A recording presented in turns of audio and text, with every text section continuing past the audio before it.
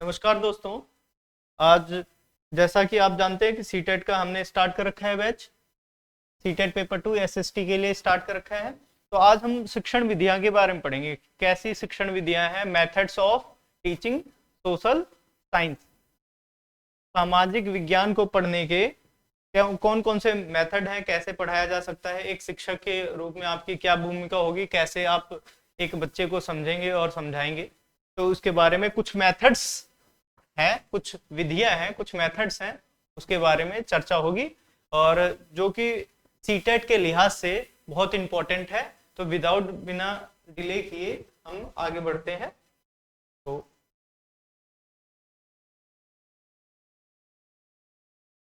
तो सबसे पहले क्वेश्चन अराइज होगा मन में कि भाई कैसे टीच करना है, how to teach social science.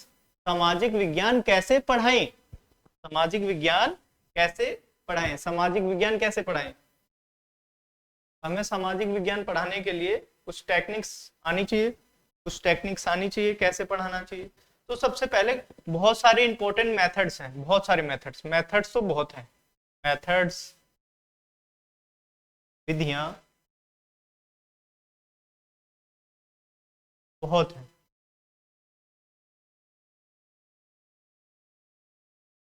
Methods बहुत हैं, लेकिन इस मेथड्स में जो जानकारी हमें मिली है कि भाई मेथड्स तो बहुत है, लेकिन यूटिलाइज कौन सा करेंगे, कैसे करेंगे। तो इसको मैं दो पार्ट में ला रहा हूँ, दो पार्ट में। एक पार्ट में क्या होगा कि आपके कुछ इंपॉर्टेंट मेथड, फिर दूसरे भी इंपॉर्टेंट ही रहेंगे, लेकिन क्या है कि एक साथ में आपके दिमाग में नहीं आएगा मेथड्स के क्वालिटी कैसे आप समझा सकते हैं, कैसे प्रेजेंट करेंगे उसके बारे में। तो सबसे पहला मेथड जो है, सबसे पहला मेथड है टीम टीचिंग बाय टीचर्स। अब इसका मतलब क्या है सर? इसका मतलब ये है कि जो टीचर्स हैं, एक स्कूल में एक टीचर तो होंगे नहीं, बहुत सारे टीचर्स होंगे। तो उनका क्या होगा, उनके पास में कुछ टीचिंग एड्स हैं, कुछ टीचिंग, मैथ्स के टीचर के पास कुछ टीचिंग एड्स हैं, कंप्यूटर के टीचर्स के पास कुछ टीचिंग एड्स हैं, और एसएसटी के टीचर के पास में कुछ टीचिंग एड्स हैं, संस्कृत के टीचर्स के बाद में। तो सबके पास में कुछ ना कुछ टीचिंग एड्स हो। हम क्या करेंगे, उन टीचिंग एड्स का शेयर कर सकते हैं। जैसे कंप्यूटर है, कंप्यूटर जिसमें इंटरनेट चलता है, उसका कैसे हेल्प ले सकते हैं, उसका ऐसे हेल्प ले सकते हैं कि बच्चे को जैसे मैप के बारे में जूम करके दिखा पाना है ना। आप चार्ट पेपर पे ही सारी चीजें नहीं दिखा सकते, जूम करके दिखा सकते हो, या पृथ्वी कैसे घूम रही है उसको दिखा सकते हो ग्लोब के माध्यम से। जैसे ग्लोब है, एसएसटी के टीचर बहुत सारे हैं, एक स्कूल में। तो क्या करेंगे, मतलब 10 ग्लोब होंगे। अगर 10 एसएसटी के टीचर है तो 10 ग्लोब तो जरूरी नहीं है। हमें क्या करना है कि भाई एक ही ग्लोब हो, तो आपस में क्या है, टीचर शेयर करें, टीचर क्या करें, शेयर करें टीचिंग एड्स को, टीचिंग टीएलएम को शेयर करें। कौन? Specially teacher. जैसे किसी के पास मैप हो सकता है, कोई टीचर है जिसके पास में कंप्यूटर और इंटरनेट रखा है, क्योंकि कंप्यूटर का टीचर होगा तो उसके पास में कंप्यूटर और इंटरनेट, तो इंटरनेट से भी बहुत सारी चीजें हैं। ऐसे इंटरनेट से हिंदी के लिए भी जा सकते हैं, लेकिन हम यहाँ पे बेसिकली किसके बारे में पढ़ रहे हैं, बेसिकली हम पढ़ रहे हैं सामाजिक विज्ञान के, कैसे पढ़ाना है, कैसे पढ़ाया जाना चाहिए सामाजिक विज्ञान को, उसके बारे में हम चर्चा कर रहे हैं। कोई दिक्कत नहीं, ठीक है। तो ये मेथड समझ में आ गया। टीचिंग कैसे हो गई, टीम टीचिंग, कि एक दूसरे सब्जेक्ट के अलग अलग डिफरेंट सब्जेक्ट के टीचर भी हो, लेकिन उनका हम टीएलएम यूज कर सकते हैं किसके दौरान, टीचिंग करने के दौरान, सिस्टम पढ़ाने के दौरान। आगे बढ़े। अब दूसरा मेथड क्या होता है, दूसरा मेथड के बारे में जान लेते हैं। दूसरा मेथड है सेकंड मेथड के बारे में जानते हैं। हम क्या करते हैं, कभी कभी जब हम बच्चों को पढ़ाते हैं ना, तो मतलब बहुत ज्यादा पोलाइट वे में और बहुत ज्यादा मतलब नेगेटिव पॉइंट्स को हम इंक्लूड भी नहीं करते। कोई मतलब विवादित चीजें हैं ना, जो विवादित चीजें हैं, विवादित मुद्दे हैं, उसको नहीं पढ़ाते, उसको इग्नोर करते हैं, ठीक है, इग्नोर करते हैं, जो कि गलत है, जो कि क्या है, गलत है। क्योंकि आप हमेशा सही चीजों को ही समझाओगे तो बच्चे समाज में हर प्रकार के आदमी हैं, गलत भी हैं, अच्छे भी हैं, बुरे भी हैं, बेकार, बुरे हैं और अच्छे भी हैं, ठीक है। तो हमें क्या है कि ये सारी चीजें कौन से किस व्यक्ति का कैसा विचार बन रहा है और कंट्रोवर्शियल इश्यूज क्या है, दिक्कत, जैसे जैसे रोड पे ट्रैफिक का, रोड पे चल रहे हैं ट्रैफिक का, कोई विदाउट हेलमेट चल रहा है, कोई हेलमेट के साथ में चल रहा है, तब भी पनिशमेंट हो रही है, लेकिन जो विदाउट हेलमेट चल रहा है उसको पनिशमेंट नहीं मिल रही है, तो ऐसा हो सकता है, तो ये समस्या आ रही है ना। तो इसके लिए क्या होना चाहिए, इसके लिए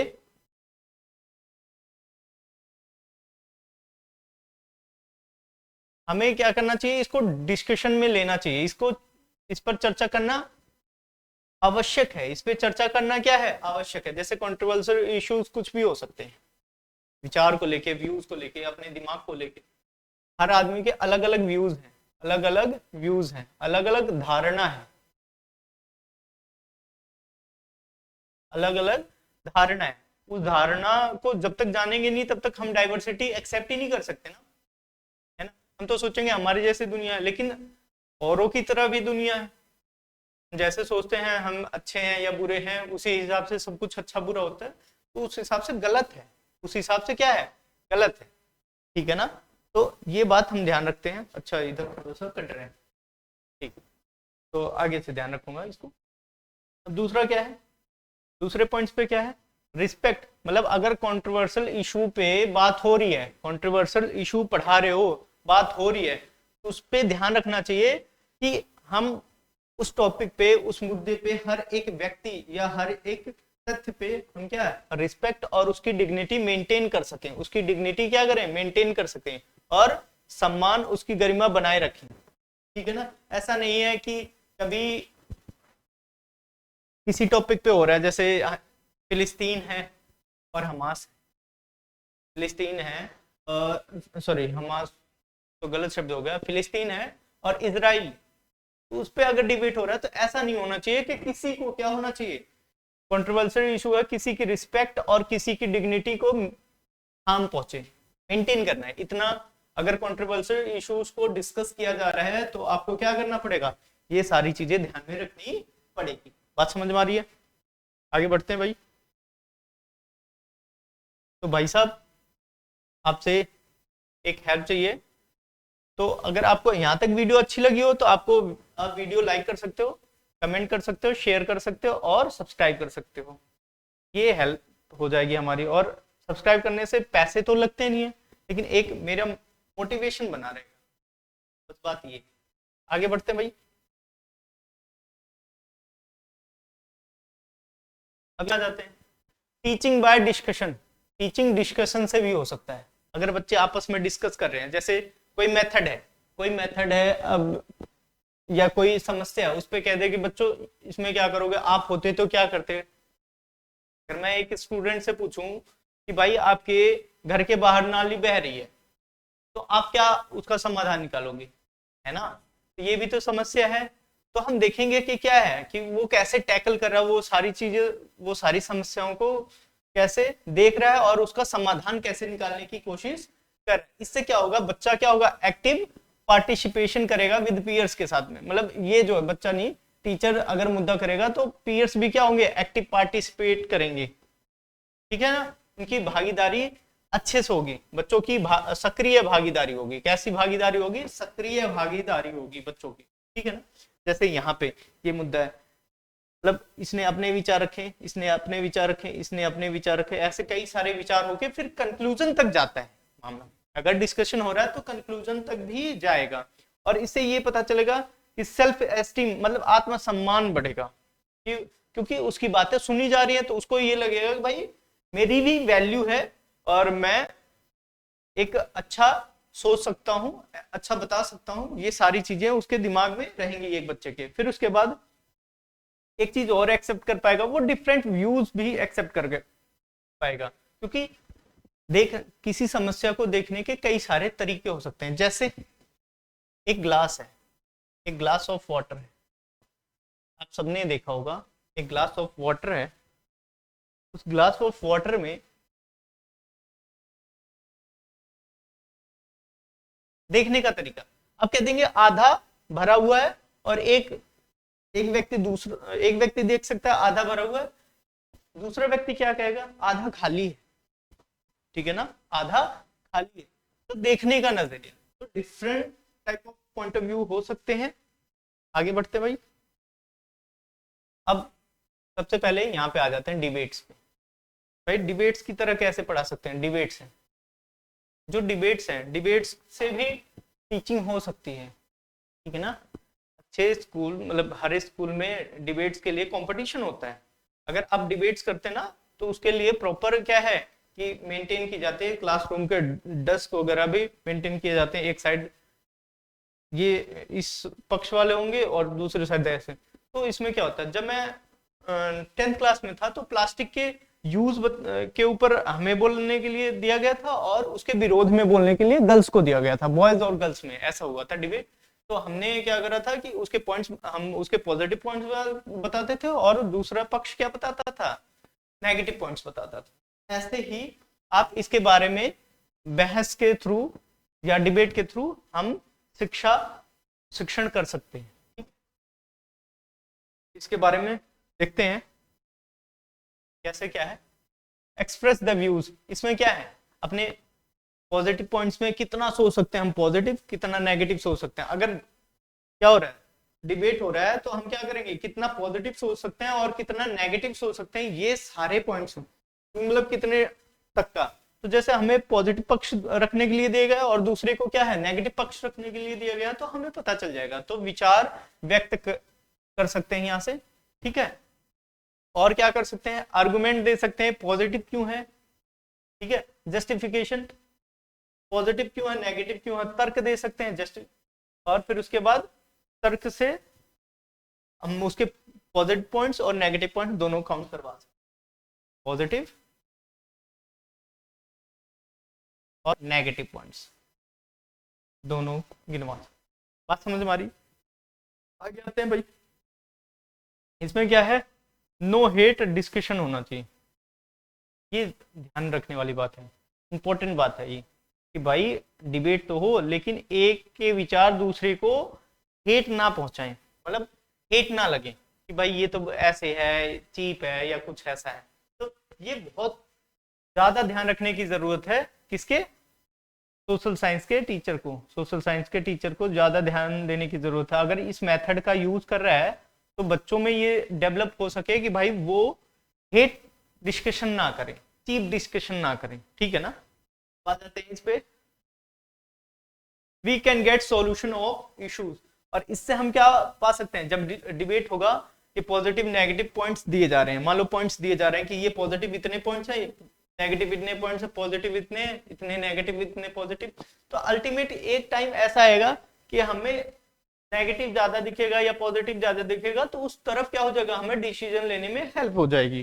तो हम मुद्दों का समाधान कर सकते हैं, जो इश्यूज हैं उनका समाधान कर सकते हैं। बात समझ में आ रही है। तो डिबेट के लिए देखो, ऐसे न्यूज एंकर्स क्या करवाते हैं, 3 जने को बीच में ये न्यूज एंकर हो जाते हैं और ये दोनों पार्टीज हो जाती हैं, और ये पार्टीज, पार्टी 1 पार्टी 2 ऐसे हो जाते हैं। और उसके बाद क्या हो जाता है, बीच में डिस्कशन होते हुए तो कंक्लूजन की तरफ पहुंचना हो जाता है। कभी कभी क्या होता है कि कंक्लूजन नहीं हो जाता, कांटे की टक्कर होती है, बराबरी होती है, तो उसमें कोई दिक्कत होने की जरूरत नहीं है कि मैं सही हूं, थोपने की जरूरत नहीं है। अपने पॉइंट रखो लेकिन एक हेल्दी वे में, हेटेड मैनर में नहीं रखना है। बात समझ में आ गई।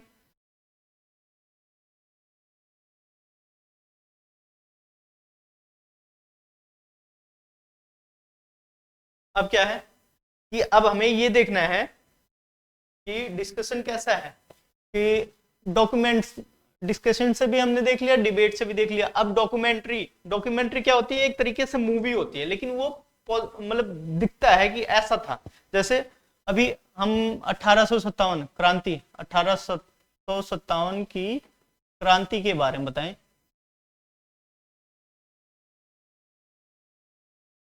तो 1857 की जो क्रांति है ना, 1857 की क्रांति ऐसी इमेज है कि भाई ऐसे लड़ते थे, ठीक है ना, ऐसे लड़ाई हुई थी 1857 में, तो ये पॉजिटिव सा फील होगा। मतलब पॉजिटिव सा क्या कि एक्टिव सा फील होगा कि मैं जैसे मैं वहां पे हूँ। पॉजिटिव गलत शब्द मैंने यूज करा, लेकिन जैसे मैं वहां पे हूँ, ऐसे लड़ाई हो रही थी, अंग्रेजों ने ऐसे मारा, ये मूवी दिखाने से कि हमारे क्या हो जाते हैं। लेकिन कभी कभी क्या हो जाता है, बच्चा बोर भी हो जाता है इन सारी चीजों की, पुराने टाइम की, क्योंकि वो रिलेट नहीं कर पाता, ज्यादा तुरंत रिलेट नहीं कर पाता, रियल एक्सपीरियंस नहीं हो पाते उससे, ठीक है ना।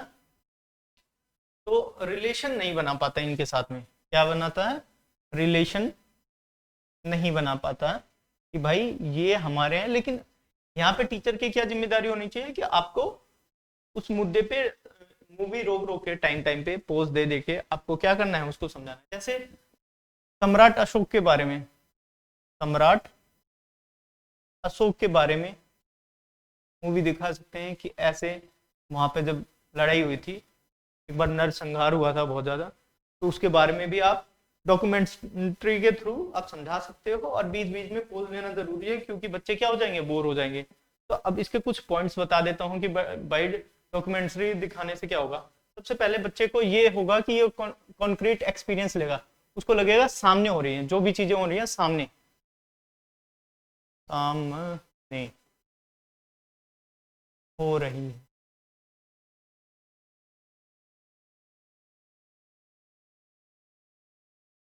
ठीक है, उसको क्या लगेगा, जो भी चीजें हो रही हैं उसके सामने हो रही हैं। बात समझ में आ रही है। फिर उसके बाद क्या होगा कि उसके मोर सेंसेस एक्टिव होंगे। एक तो भाई, एक तो सुनेगा, सुनकर, देखकर, और उस परिस्थिति में अपने आप को रख कर वो समझ पाएगा कि क्या समस्याएं रही होंगी और कैसे इसका योग। लेकिन मैंने अभी बताया कि बच्चे क्या हो जाते हैं, इनएक्टिव हो जाते हैं, बोर हो जाते हैं, क्या हो जाते हैं, निष्क्रिय हो जाते हैं, ऊब जाते हैं। क्यों? क्योंकि भाई वो पुरानी बातें हैं। तो आज के बच्चे क्या होते हैं, इंटरेस्टिंग वे में सीखना पसंद करते हैं। इंटरेस्टिंग वे मतलब आज के दिन की चीजों को, वो पुरानी चीजों को नहीं समझते थे। यहाँ पे क्या है, टीचर का रोल होता है। किसका रोल होता है, टीचर का रोल, टीचर का रोल होता है, जिम्मेदारी होती है इसमें। किसका होता है, टीचर का रोल होता है। ठीक है, और फिर उसके बाद क्या होगा, इस पे जब पोज कर दे तो आप होते तो क्या होते, जैसे मंगल पांडे की जगह आप होते तो क्या होते, ये सारे क्वेश्चन होते। तो आप क्या उसके तरीके से हम पॉइंट ऑफ व्यू देख सकते हैं। अगर अंग्रेज सरकार हमारे खिलाफ है और फिर उसके बाद आप मंगल पांडे की जगह पे होते 1857 की क्रांति में, तो आप क्या करते, ठीक है ना। ये डिस्कशन होने से बच्चे समझने लग जाएंगे और उनको इंटरेस्टिंग लगेगा। सबसे ज्यादा ये हो जाएगा interesting, interesting way of teaching.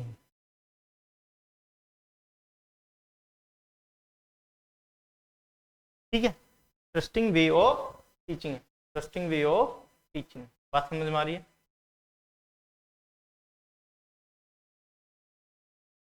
अब आते हैं भाई,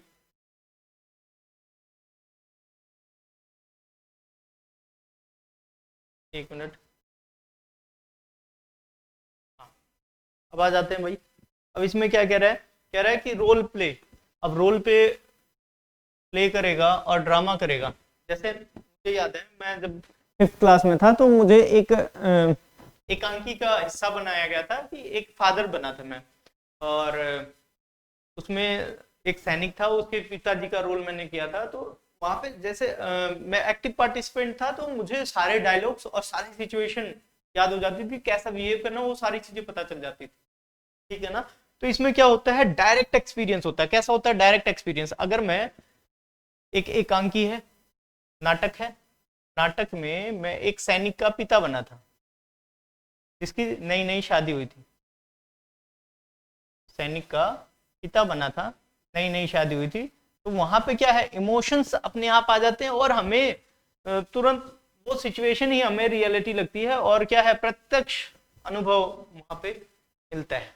ठीक है ना, जैसे रोल प्ले वगैरह करने से। और इससे क्या हो जाता है, एक्टिव पार्टिसिपेशन होता है।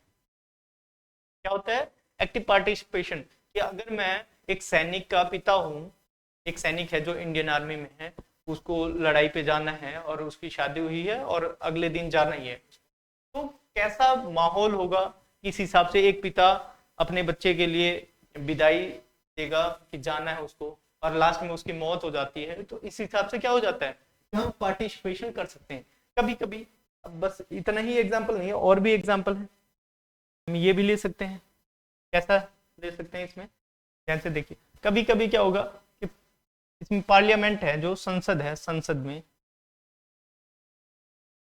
बिल कैसे पास होते हैं, लॉ कैसे बनते हैं, ठीक है, आर्टिकल्स कैसे बनते हैं, एक्ट कैसे बनते हैं, एक्ट कैसे बनते हैं, उसके बारे में भी क्या होगा कि आप एक क्लासरूम में कक्षा कक्ष में आप क्या कर सकते हो, संसद के पास होने का आप थोड़ा सा डेमो भी दे सकते हो, या बच्चों के साथ में क्या कर सकते हो, रोल प्ले करवा सकते हो उनसे, बच्चों से, ठीक है, तो इससे भी उनको जानकारी मिलेगी, ठीक है। ये भी टीचिंग मेथड है एसएसटी पढ़ाने का। अब अगला आ जाते हैं, जैसे ये मुझे बहुत प्यारा लगता है, और जब मैं इसका पीपीटी बना रहा था तो बहुत ध्यान में दिया था। देखो भाई, केस स्टडी के थ्रू, जैसे अब रजत शर्मा जी हैं, आपकी अदालत जो भी देखते हैं ना, तो रजत शर्मा जी, तो वो सबसे पहले ऐसे ही नहीं बुला लेते सबको, उसके पीछे रिसर्च टीम लगी होती है कि कैसे किस व्यक्ति का लेना है, कि क्या पॉजिटिव पॉइंट क्या नेगेटिव है, ऐसे ऐसे क्वेश्चन पूछे जाते हैं, वो बंदा ही जानता है उस चीज के बारे में, लेकिन वहां से क्या कर लेते हैं, रजत शर्मा जी सारी बातों को पकड़ लेते हैं उसकी। कैसे पकड़ लेते हैं कि भाई वो बचपन में कैसा था, किस नेचर का था, उसकी कैसी लड़ाई हुई थी, किसके साथ में लड़ाई हुई थी, उसका बिहेव कैसा है, वो सारी चीजें। तो क्या है, सबसे पहले इससे स्टूडेंट्स का क्या होगा, स्टूडेंट्स जो छात्र हैं उनका क्या होगा, स्टूडेंट्स का उनके अंदर रिसर्च एप्टीट्यूड बढ़ेगा, रिसर्च करने की क्षमता बढ़ेगी, किसी चीज के बारे में कितना तह तक जानकारी इकट्ठा कर पाना वो बनेगा एक बच्चे के अंदर। और दूसरी बात, फिर उसके बाद उनके ये सारी चीजें जब करते हैं ना, जब किसी चीज को बहुत डेप्थ में जानते हैं, बहुत डीप में जानते हैं, तो हमारे क्या हो जाता है, बेटर अंडरस्टैंडिंग हो जाती है। हम किसी चीज को लेके एक बाइज्ड फॉर्म में नहीं सोचते, एक बाइज्ड फॉर्म में कभी भी नहीं सोचते। अगर हमें किसी चीज के बारे में डेप्थ जानकारी है, बहुत गहरी जानकारी है, तो हम क्या करेंगे, उसके हर एक पहलू के बारे में सोचेंगे, ऐसा हुआ तो क्यों हुआ। अगर हमें डेप्थ जानकारी नहीं है तो हम क्या करेंगे, हम ये करेंगे कि भाई नहीं, मैं होता तो ऐसे नहीं करता, ऐसे ये गलत है। ये सारी चीजें वही बोल सकता है जो डेप्थ में जानकारी रखे। तो इसलिए केस स्टडी बहुत इंपॉर्टेंट है, मामले का अध्ययन करना, एकदम तह तक अध्ययन करना, ठीक है। आगे बढ़ते हैं, अगले मेथड्स के ऊपर आ जाते हैं। अगला मेथड है जैसे टीचिंग बाय सर्वे और प्रोजेक्ट, ये भी मेथड है, प्रोजेक्ट मेथड है और सर्वे मेथड है। प्रोजेक्ट में सर्वेक्षण और परियोजनाएं कैसे सीख, एक तो इसमें जब सर्वेक्षण करेंगे तो जैसे अभी हमने देखा है कि कभी कभी न्यूज में आता है कि हंगर इंडेक्स के बारे में है, पॉल्यूशन इंडेक्स के बारे में है, ठीक है, कार्बन इंडेक्स के बारे में, ये सारी चीजें हमें मिलती। तो हमने ये देखा है कि यहाँ से क्या करते हैं, हम डेटा कलेक्शन करते हैं, कितने व्यक्ति खुश हैं भारत में कितने व्यक्ति खुश हैं, भारत में कितने व्यक्ति खुश हैं,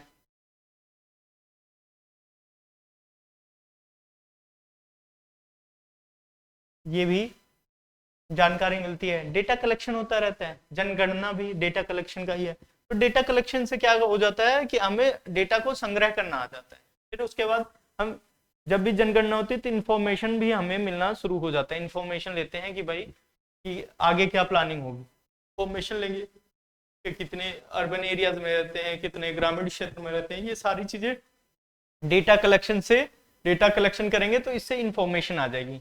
ऐसे परियोजना होती है कि किसी चीज के लिए पहले खाका बनाना चाहिए, कोई बिल्डिंग बन रही है तो उसके लिए कहाँ पे किचन होगा, कहाँ लैट्रिन होगा, कहाँ बाथरूम होगा, ये सारी चीजें किससे होगा, परियोजना से, प्रोजेक्ट से होगा, ठीक है ना। ये बात समझ में आ गई, आगे बढ़ते हैं। तो मेरी बात, एक रिक्वेस्ट है आप सबसे, बड़े भाई हो आप सब, तो एक रिक्वेस्ट है कि आप लाइक कीजिए, कमेंट कीजिए, शेयर कीजिए और सब्सक्राइब कीजिए। ये फ्री ऑफ कॉस्ट होती है, आप कर सकते हैं। पूरा विश्वास है आपके ऊपर। आज यही है, कल की वीडियो में मिलते हैं कुछ और भी ज़्यादा टीचिंग मेथड्स के बारे में जो एसएसटी पढ़ाने में हेल्प होती है। एक टीचर को कौन सा एसएसटी पढ़ाने का मेथड यूज करना चाहिए और कब यूज करना चाहिए, किस प्रकार से पढ़ाना चाहिए, ये सारी बातें हम डिस्कस करेंगे। तो तब तक के लिए धन्यवाद साथ बनाने के लिए। Thank you so much.